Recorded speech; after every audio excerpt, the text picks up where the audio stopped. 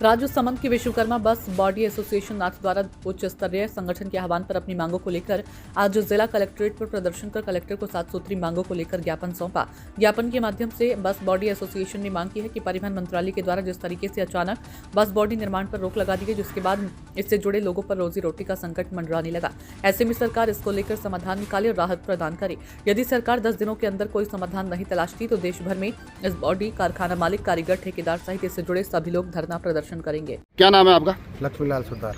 कहाँ से आए हैं आप? हम आए नाथद्वारा लाल मादरी हादसा से। क्या मामला है?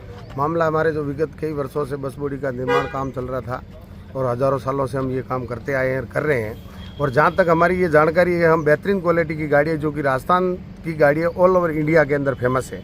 कहीं ना कहीं सरकार को ये दिक्कत हो रही है कि उनका राजस्व कम हो रहा है, या उनको मतलब ये लग रहा है कि ये लोग बड़ी बड़ी कंपनी वोल्वो है, मर्सिडीज है, सतलज है, उनको मात दे रहे हैं। मात्र छीनी हथौड़ी लेकर के वो इतना बड़ा कारोबार कर लेते हैं, किसी भी गाड़ी की कॉपी कर देते हैं। जैसे गडकरी साहब ने कहा कि राजस्थान वालों ने एक बस बनाई, हथौड़ा साहब बस बनाई, लेकिन उसके ऊपर मर्सिडीज़ का लोगो लगाया। मर्सिडीज़ कंपनी को आपत्ति नहीं है तो हमारे श्रीमान नितिन गडकरी साहब को ये आपत्ति होनी नहीं चाहिए। अगर किसी मोटर मालिक ने कह दिया लोगो लगा दिया, लेकिन उनको आपत्ति हमारे काम से हो रही है। वो बड़े सेक्टर में ये धंधा देना चाह रहे हैं और हम सब लोगों को रातों रात खदेड़ के बेघर करना चाह रहे हैं।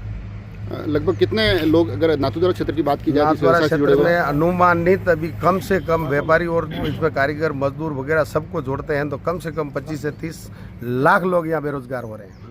एक जो विषय नितिन गडकरी ने रखा था कि इससे दुर्घटनाएं ज़्यादा हो रही है, तो सुरक्षा के दृष्टिकोण से उन्होंने कहा है कि हमने ये फैसला किया है कि बड़ी कंपनियां ही बॉडी बनाएगी।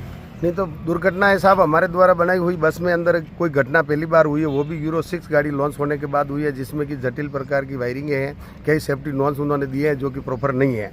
बाकी इससे पहले की गाड़ियाँ 2019 से पहले का अगर रिकॉर्ड उठा के देख लिया हो तो हमारे द्वारा बनाई गई बसों में मात्र कहीं 1-2 या छुटपुट घटनाएं हुई होगी, मगर इतनी बड़ी अग्निकांड नहीं हुआ है। अग्निकांड जो हुआ है वो मात्र एक एसी यूनिट की वजह से हुआ है और इनको समय समय पे एसी बनाने वाली कंपनियों को जांच एजेंसी द्वारा जांच करानी चाहिए, उनकी वायरिंग चेक करनी चाहिए, उनके अंदर किस तरह का मटेरियल यूज़ कर रहे हैं वो चेक करना चाहिए। दूसरा विकल्प ये होता है जब चेचिस हमारे पास आता है उसमें एक अल्टरनेटर होता है और एसी यूनिट लगती है उसमें 2 अल्टरनेटर होते हैं। 2 अल्टरनेटर का पावर वो मिक्स करके फिटिंग करके चले जाते हैं, उससे ही तारों के ऊपर बड़ा लोड पड़ता है, उससे वायरिंग जलने के बड़े चांस होते हैं। तो इस तरह से एसी वालों के ऊपर भी इनकी जांच पड़ताल होनी चाहिए कि आप एसी फिट करते हो तो उसकी पूरी सेफ्टी आप करके दो।